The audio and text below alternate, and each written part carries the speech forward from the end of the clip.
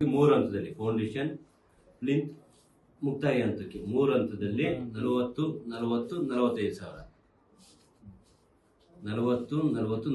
ಸಾವಿರ.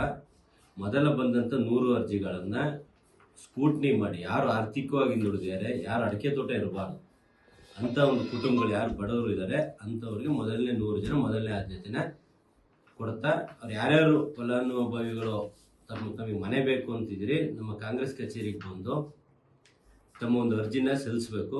ಆ ಅರ್ಜಿನ ನಮ್ಮ ಪಕ್ಷದ ಮುಖಂಡರ ಮುಖಾಂತರ ಸ್ಕೂಟ್ನಿ ಮಾಡಿಸಿ ಇವರು ಅರ್ಹರಿದ್ದಾರ ಆ ಒಂದು ಮನೆ ತಗೊಳ್ಳೋದಕ್ಕೆ ಅನ್ನೋದನ್ನ ಸ್ಕೂಟ್ನಿ ಮಾಡಿ ಆ ಒಂದು ಸ್ಕೂಟ್ನಿಯ ಮುಖಾಂತರ ಅವರು ಅರ್ಹರಿದ್ದಲ್ಲಿ ಪ್ರತಿಯೊಬ್ಬರಿಗೂ ಮನೆ ಕೊಡೋ ಒಂದು ಮೊದಲನೇ ಹಂತದಲ್ಲಿ 100 ಜನಕ್ಕೆ ಘೋಷಣೆ ಮಾಡ್ತಾ ಇದ್ದೀನಿ.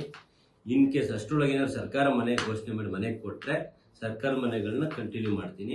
ಸರ್ಕಾರ ಕೊಡಲಿಲ್ಲ ಅಂದ್ರೆ 1ನೇ ಹಂತ ಮುಗಿದು 2ನೇ ಹಂತಕ್ಕೆ ಮತ್ತೆ ನಿಮ್ಮ ಮುಖಾಂತರ ಮಾತಾಡ್ತೀನಿ.